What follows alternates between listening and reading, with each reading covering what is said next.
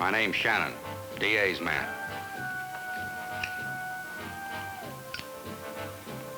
My cigarette's Chesterfield King.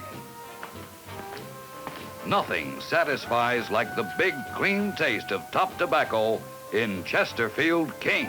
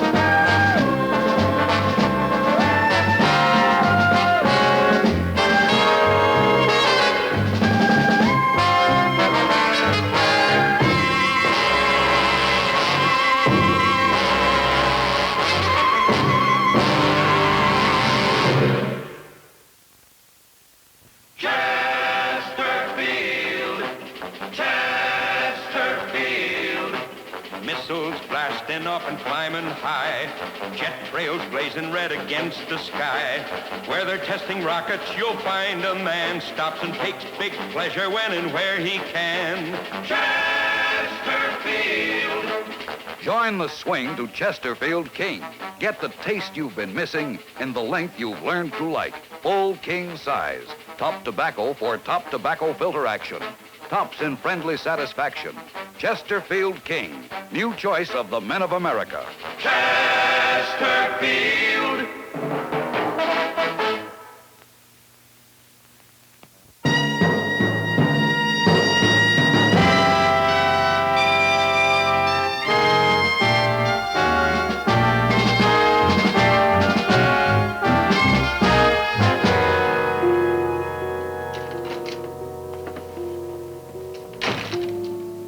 Did you read about a Mrs. Federico in the papers?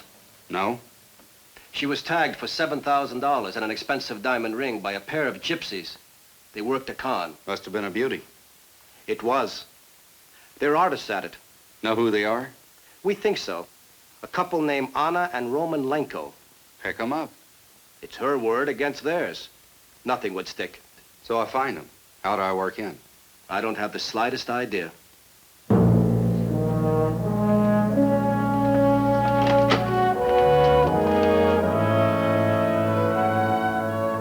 Step number 1. On the 10th day of March, year unspecified, Special Investigator Shannon, posing as a casting director for a Broadway show, began his search for Roman and Anna Lenko. But the gypsies, a tightly knit group and suspicious of all outsiders, told him nothing.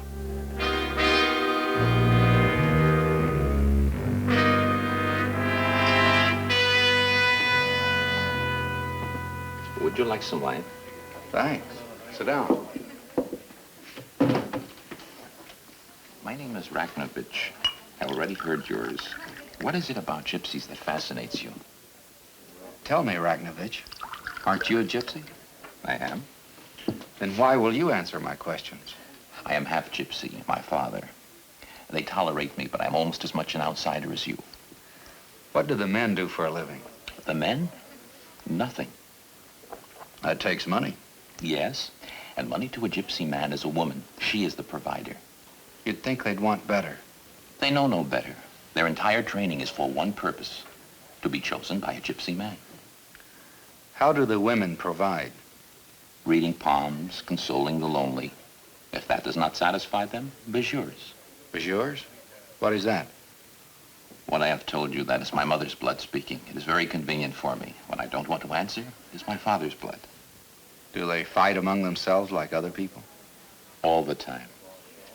They're very jealous, especially when someone else works a good Bajour. What do you do, Rakhnovich? Don't answer if you don't want to. No, that's all right. I'm a writer. You should write a book about the gypsies. I intend to someday. What stops you? I don't know enough about them.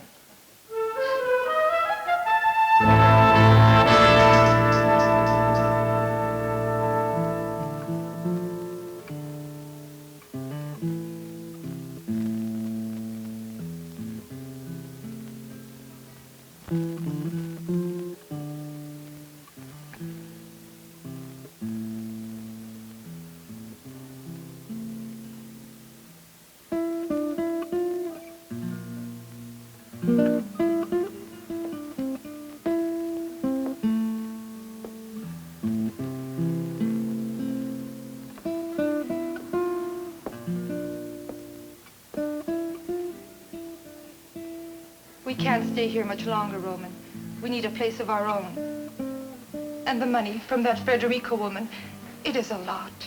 You can have a big new car with it, nice clothes. You talk as if you have the money, Anna. I didn't mean it that way. It's just that you can spend it. There are more Federicos. You were not good enough, Anna. 7,000 is a big Bajour. It is not so big when we have to hide. Even if the police find us, there's nothing they can prove. They can make our life miserable with questions watching us. We have enough money, Roman. We can go to the West Coast, Mexico. Not even that far if you like. I like New York. I am not a nomad.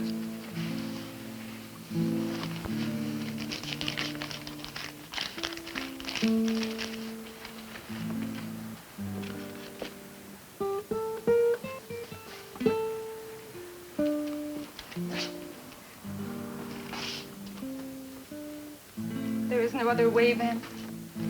There is no other way. Roman, to lose one's man, it is a great sin. Reconsider. We have done well, You but... are still young and attractive. You'll get along. Goodbye, Anna. Goodbye, Roman.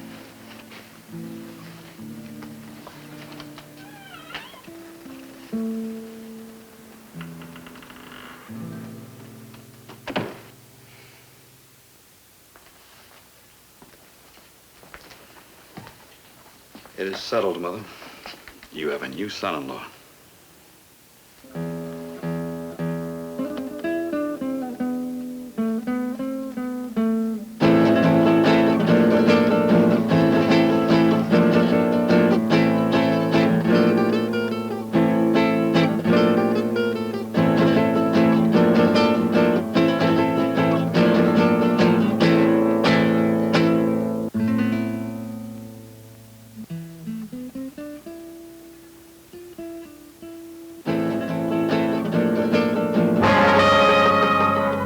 Step number 2. The following 3 days, Shannon continued his search for the gypsy couple, with little luck, until he talked to Lesko Miller, who operated the tea room in the theatrical district. From him, Shannon learned much about the Machvanka, the gypsies most notorious in working Bajours. One of the worst of these, Miller said, was Roman Lenko, who had just taken a new wife and opened an office on Division Street. Assuming the air of a lonely young man not able to cope with the big city, Shannon visited the office.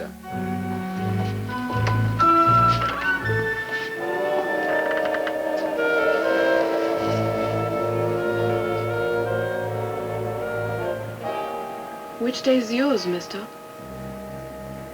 All of them.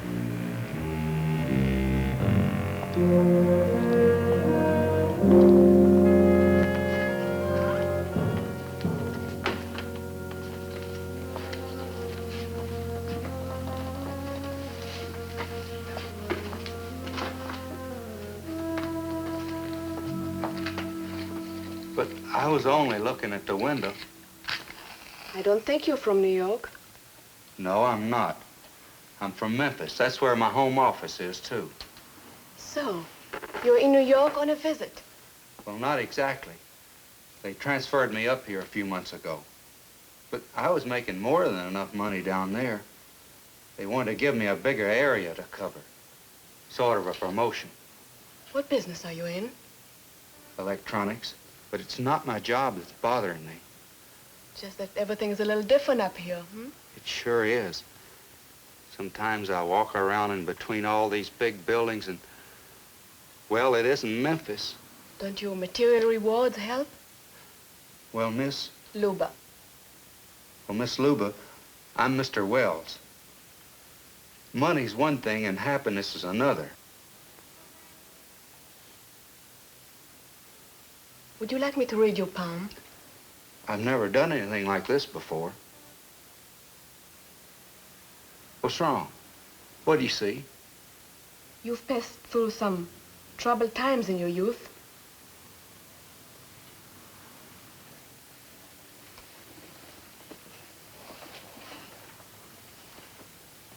The future is uncertain. There's a great struggle going on inside you. What do you mean? I'm not sure. Have you been having some pain lately? No more than anyone else. Come to think of it, there's a pain around my stomach that keeps coming back. But it isn't that. There's an emptiness for some reason. Maybe we can find the reason. Excuse me a moment.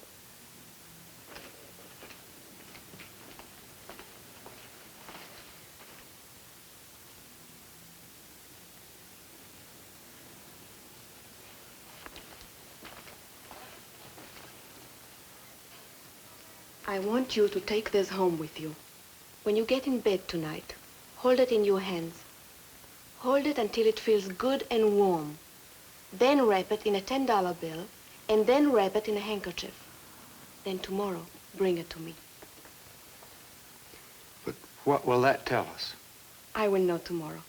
And don't worry about the cost. I take no money in cases like yours. Go now.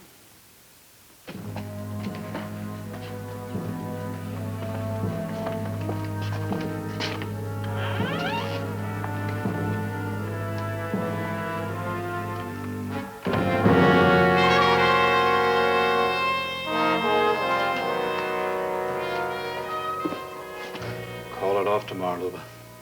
But why? He has money. He's lonely. What more could we ask for? He is a man. Better than a lot of old ladies with their husband's life savings. Who are bereaved and desperate. The risk is far smaller. But a businessman with a lot of money, our reward is far greater. Luba, working in Bajour is tough enough without trying it on a young man. He looks too wholesome, too balanced to fall for it. He's lost, Roman. An overgrown farm boy, swallowed up by the dizzy pace of 9 million people. You went to a lot of trouble to get me. Let it now be proved that I'm better than anyone. You may have one more day. Just to see if he has enough money to make it worthwhile. He will have. Shall we have a cup of tea to a yokel from Tennessee?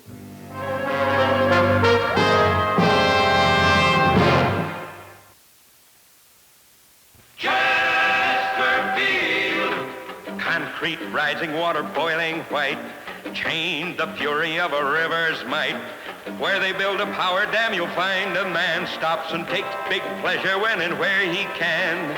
Chesterfield. Join the men who know. Nothing satisfies like the big, clean taste of top tobacco in Chesterfield King.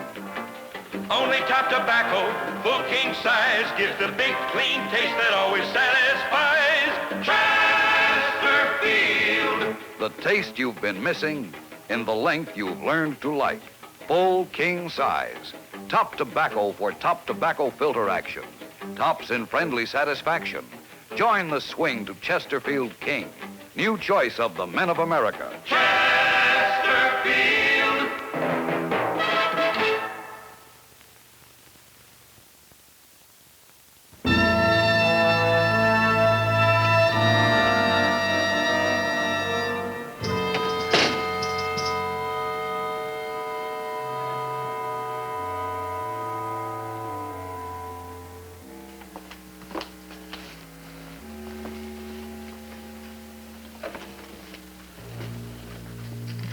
I did just as you said. You want to open it? No, Mr. Wells. You open it.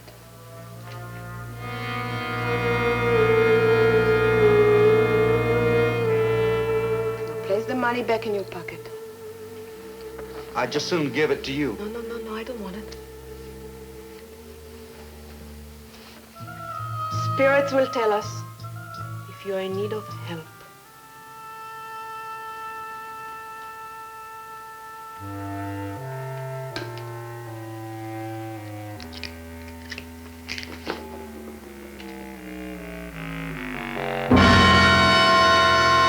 Well, what does it mean?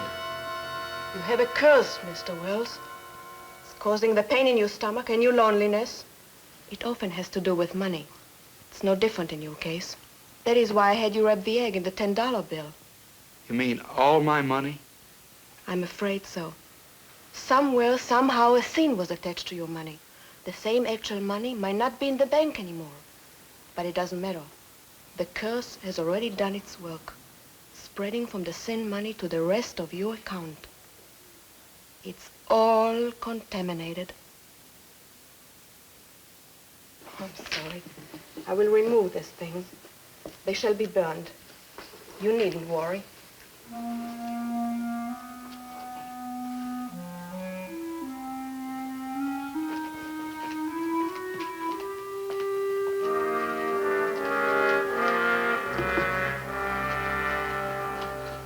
We still do not know how much money he has. But he's buying it, Roman. He's buying. I know, but find out how much money he has. I will.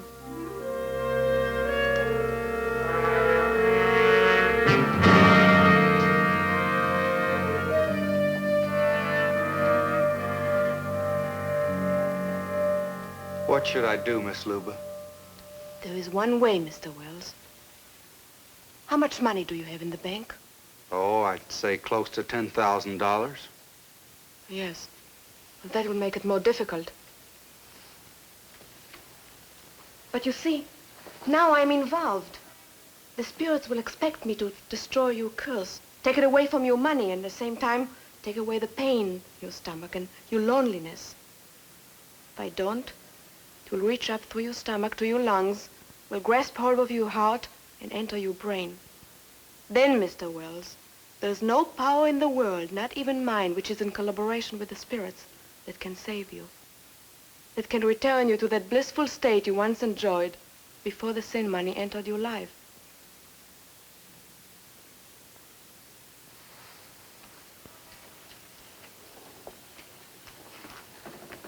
There is one way. Tomorrow, I want you to draw all of your money out of the bank. Every last cent. Draw it in large denominations. It will be easier to handle. If the manager asks you why, you must not tell him.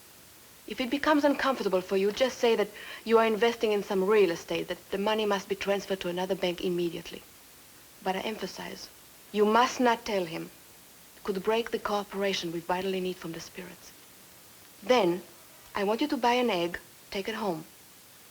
Tomorrow night, place the egg under your bed next to the money.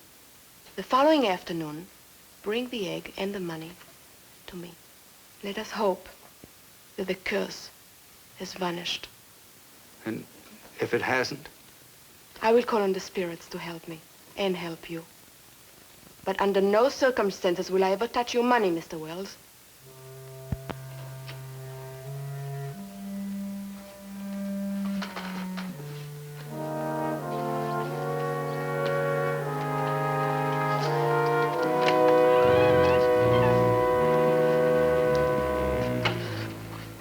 Sleep well and pray.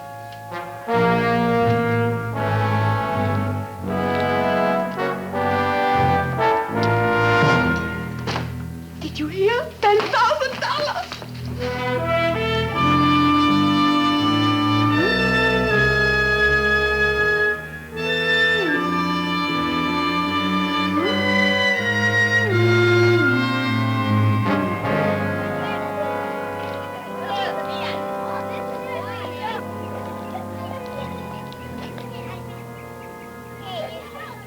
My next visit with Luba should be the ball game.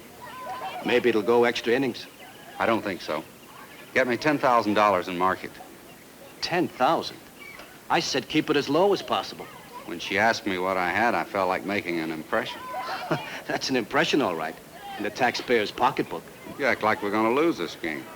Well, I can't say my faith goes very deep, Shannon. Why not? You haven't even told me what a Bajour is yet. My money has a hex on it. So I put it to bed tonight with another egg. If that doesn't work, which it won't, she'll open the egg and find a devil's head, and we'll go from there. And how does she produce that little item? Simple. She slips it from her hand as the egg breaks. And to think people fall for that malarkey. Don't be too sure, Al. I told her I had a pain in my stomach, and when she got done painting a gloomy picture, I went right to the drugstore. Drugstore? Where else? I needed some bicarbonate of soda.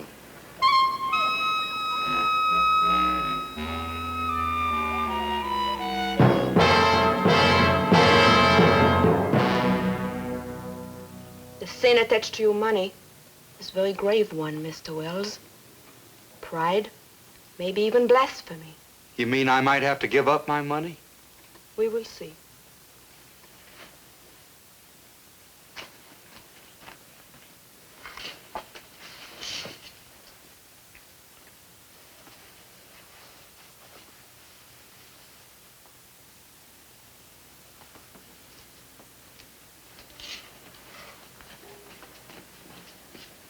Place the money in here, Mr. Wells. I'd rather have you do it. Oh, no, I can't touch it.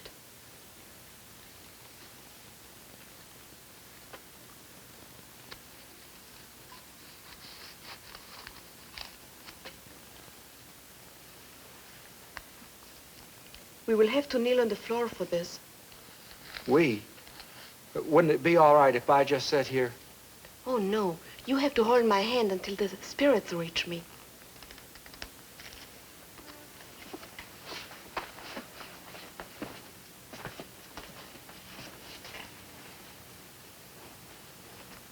We must both close our eyes now.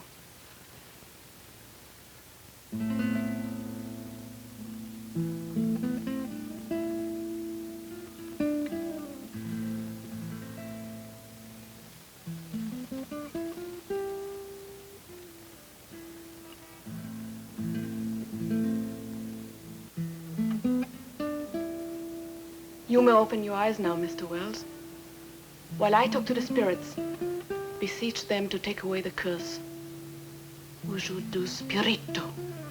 Medo, medo, ujudu. Spirito.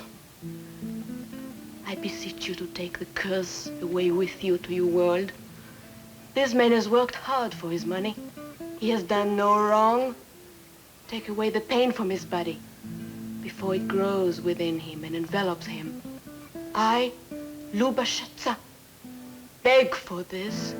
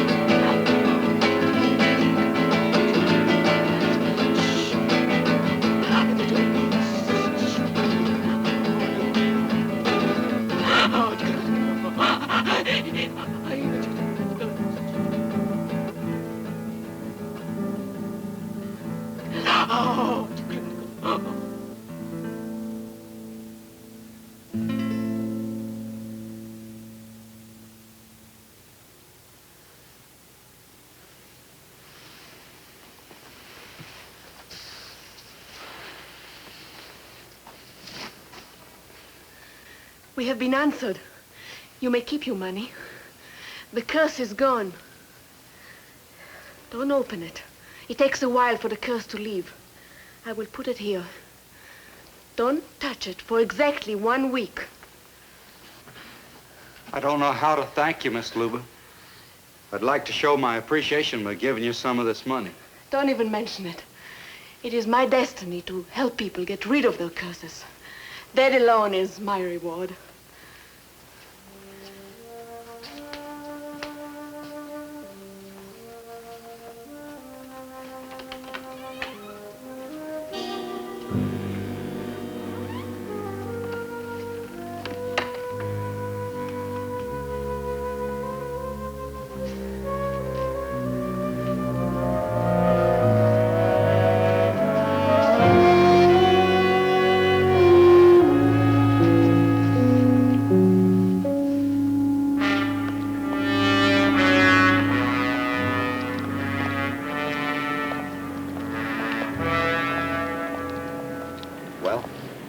I'm not too sure my money isn't in here. Let's have a look.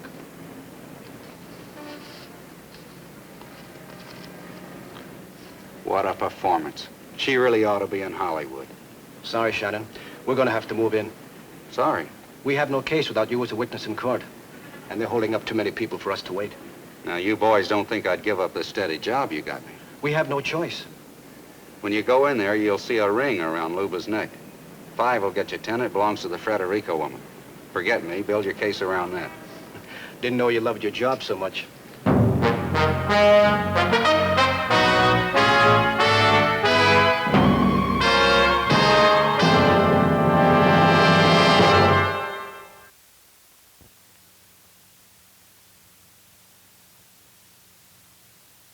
Chesterfield King, my cigarette.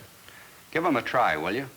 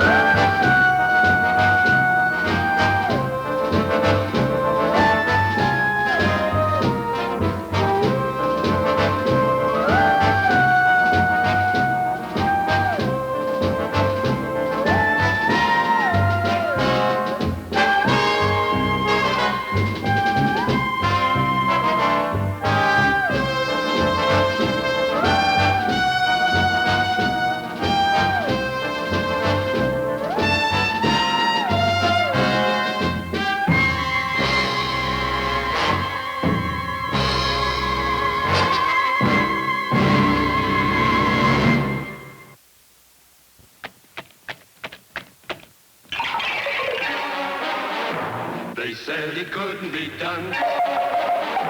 They said nobody could do it. But L&M is low in tar with more taste to it. L&M don't settle for any other. Low tar, more taste. Don't settle for one without the other. L&M. Low tar, more taste. L&M is kindest to your taste. The extra filter fibers in L&M's patented Miracle Tip make L&M truly low in tar. And L&M's rich mixture of slow-burning tobaccos guarantees more taste. L&M is low in tar with more taste to it. Don't settle for one without the other.